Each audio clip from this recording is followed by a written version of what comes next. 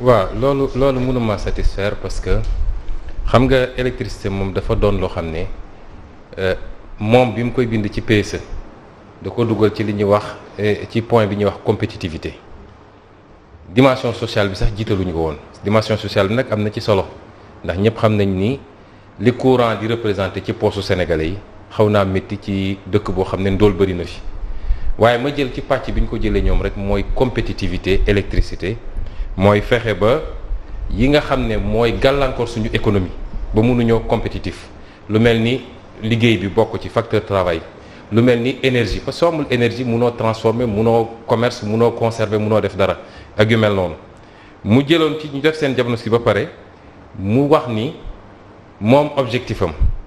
mooy électricité boobu dina ko wàññi ba mu nekk diggante 60 francs le kilowatt ak entre 60 francs et 90 francs loolu moo ne woon engagement bi mu jël ak Sénégalais yi parce que dama bëgg tey suñuy liggéey nañu parce que suñuy wax rek day tasaaroo mais un homme politique rawatina un homme d'État dañ koy juger par rapport ak lan la diglante ak askan wi ak lan la def parce que waxul ci coût électricité bi wax na ni nañu yokk fii centrale nañ def lii nañ transformer en gaz yooyu naa ci ñëw waaye li mu diglante woon ak nit ñi mooy te loolu 2014 la c'est-à-dire bi ñu ko falee ba noppi la ñu defar PSE bi mu ne électricité bi naa ko andi diggante 60 ak 90 tey ba dernier tarif yi ñu génne électricité bi boo ko xoolee bi ma xoolee sànq arrêté bi ñu génne dernier tarif yi ñu génne énergie domestique bi électricité bi ñuy consommer ci kër yi mi ngi diggante 91 francs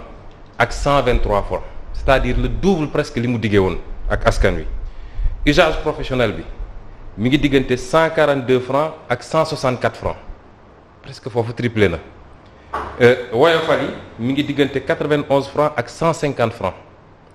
et boo jëlee grande puissance domestique yi mi ngi diggante 95 francs ak 181 francs donc li président Macky Sall diggee woon ak Sénégalais yi ak li xew tey yàlla ak yàlla te nag li ñu àndee loolu mooy li tubaab di wax incompétence ñàkk mën ak maquillage saupoudrage parce que situation bi am tey dab Sénégalais yi lu ñu xamoon la ñoom bu yàgg du lu bees daaw bi ñuy dem Paris veille élection yi annoncé ni Sénélec def na bénéfice 30 milliards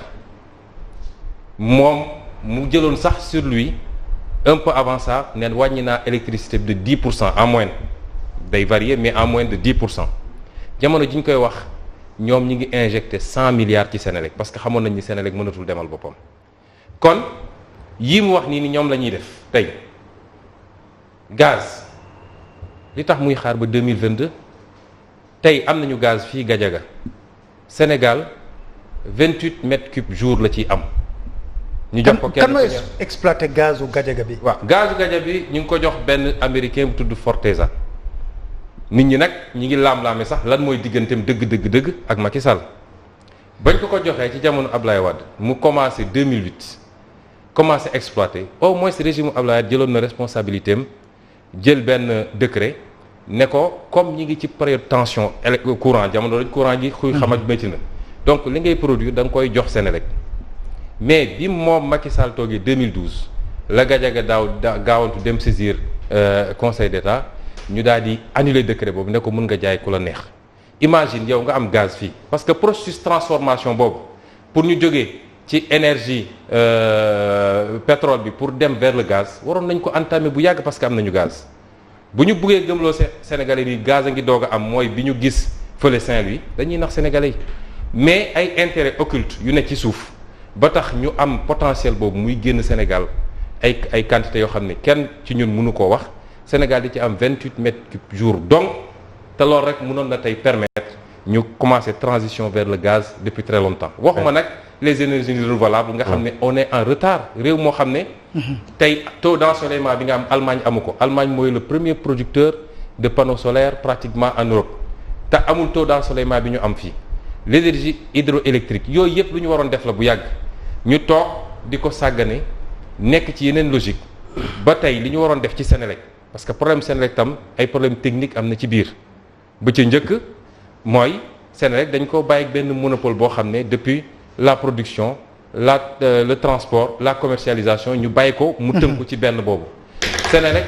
amul organe de régulation parce que organe de régulation du secteur de l'énergie moom ci boppam amul autonomie dafa dépendre ci Senelec moo yor une partie de son budget de son financement luñ ko andil tey mu valider ko tous les 3 ans politique bi Senelec andi da koy valider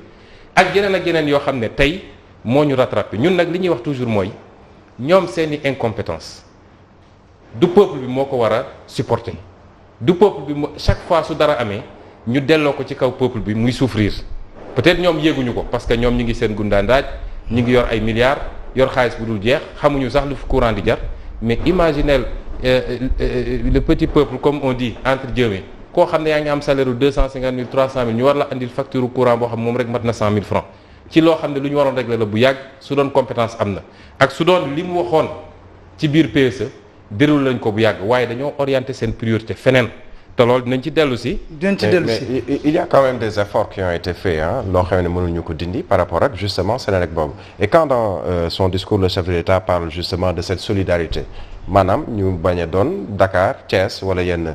grande métropole wala grande ville ñooy bénéficier justement de cette électricité de la Senelec mais li mu bëgg mooy askan wi yëpp Sénégal yëpp mën cee bénéficier boo war a dugalaat 600 milliards ci li nga xam ne moom mooy production pour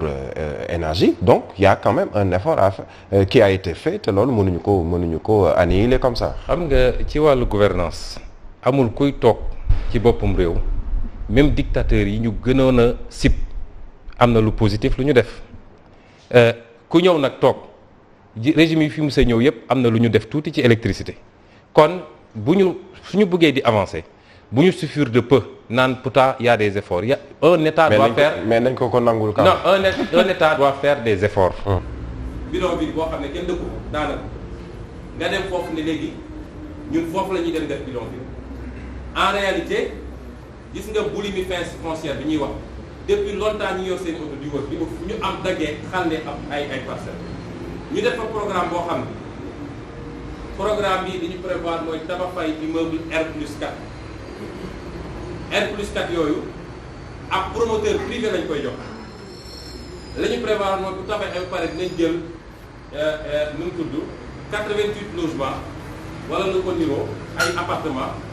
jox ko ñi dëkkoon terme sud promoteur bi ñu jox ko 3200 appartements 3200 appartements ñu jox ko moom ñun ñëpp xam nañ ni muy demee xam nañ ñuy làqatu ci gannaaw développeurs yi parce que récupérer espace bi def ci ay milliards séddoo ko ñoom loolu mooy seen yitte. parce que suñ la falee yow dañ laa fal ba pare jox la des moyens pour nga liggéey dama ne toujours réew moo xam ne ñi ngi féliciter président parce que def na ceci ou cela réew moom du gaaw avancer. parce que su defee yow dañ la fal jox la un budget bi tey 3500 milliards la jox la administration jox la diplomatie jox la tout ce dont tu as besoin jox la sax avion pour nga bañ a tarder mais da ngaa war a def donc ñun li ñu intéressé mooy li ñu def ak li ñu waroon def fi ñu yem ak fi ñu waroon a toll. tant que new amuñu rigueur boobu ci appréciation bi c'est comme suñu naan ñi ngi féliciter président de la République parce que tali bi ñëw na ba si ñun mais tali bi li ko andi si sa kër yow sa dërëm la te waroon na ñëw bu yàgg. Macky Sall na am yërmande ci nit ñi mu jiite man xam nga ñoom yan façon xol la ñoom xam nga ñoom dañu joxe ay explication d'ailleurs tey yenn solution d'urgence yu ñu jël pour kuy xamaj bi bañ a dellu si bokk na ci bateau bi ñu loué nga xam ne ci estimation ñi ne nañ 100 milliards ñi naan 150 milliards par année la war a coûter Sénégal. pour 5 ans. pour 5 ans parce que. loolu wane na rek ni capacité bi ñu ne woon am nañ ko amuñu ko parce que su fi bateau boobu nekkul woon tey déjà pour xamañ bi jeexul fépp balaa nga koy xam léeg-léeg nga dugg ci région waaye wàññeeku na bu baax a baax a baax li ñu jël tey comme argument pour justifier la hausse loolu nekkoon na argument bu yàgg parce que ñëpp xam nañ ni 7 ans yi passé rawatina 6 ans yi passé li nga xam ne mooy le principal facteur du coût de l'énergie au Sénégal mooy pétrole bi li muy jar ci àdduna mais ñëpp xam nañ ni pétrole li mu doon jaar diggante 2008 ak 2011 pratiquement wàccoon na ba le tiers ci diggante boobu et pourtant c'est seulement en 2018 bi ñuy préparer élection la ñu doog a annoncé ni dañuy baisser soit ñu nekk ci benn logique boo xam ne dañ naan logique gu hausse ak baisse systématique la mooy bu mbir li principal facteur de production bu yokkoo dañuy yokk bu wàññee dañuy wàññee mais de manière transparente soit ñu ne dañuy nekk ci benn logique péréquation ak fexe ba am benn prix boo xam ne dañ koy téye bu yemamaay pour citoyen bi mais bu ñu nekkee période baisse drastique yooyu les gains les surplus ñuy am ñu dugal ko dans un système de péréquation ba su baril bi yokkuwaat ñu mun a au moins sur une période parce que su baril bi yokkoo sur 5 mois 6 mois ñu ne loolu la ñu amoon ci li nekk pour la péréquation mais si c'est sur 1 an 2 ans foo jaar ñu yokkaat mais logique yooyu yëpp kenn xamul Sénégal dañuy xëy rek ne la barki démb baril bi yokku na dañuy yokk mais baril bi mun na wàññeeku 5 ans du ñu wàññi donc ñoom politique énergétique ci boppam en plus de la transition bi ñu waroon entamer bu yàgg te defuñu ko mais ni ñuy gérer ci produits pétroliers yi parce que ba léegi la structure du prix du pétrole ba muy su ñuy wax énergie souvent dañuy fàtte sax wax li jëm rek ci électricité mais ba ci li ñuy consommer suñu auto yi nangam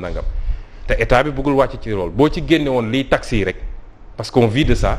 tey tu aurais peut-être la moitié du prix wala yu demee noonu donc yooyu yëpp c'est des ensembles yoo xam ne mun nañ ko analyser ne naam comme baril bi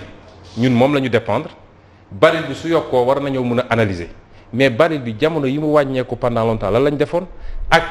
li ñu waroon def pour restructurer Senelec depuis longtemps parce que foofu la management di ñëw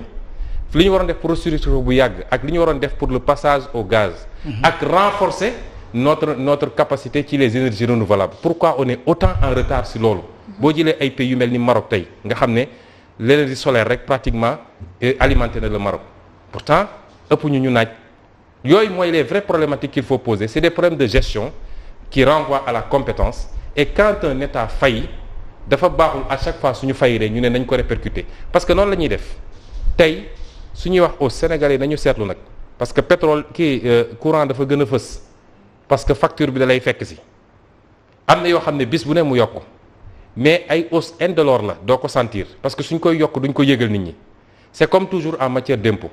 yow suñu la andilee tey sa avertissement impôt ne la sa kër gi war na fay nangam nga yooxu dëkk bi yëpp mais am na xeetu impôt yoo xam ne bis bu ne nga fay ko te doo ko yëg parce que TVA bi la da ngay dugg ci boutique bi jënd wala nga jënd sa carte crédit mi ngi ci biir te loolu li ñu ciy fay moo ëpp foofu li ñu la andil ci avertissement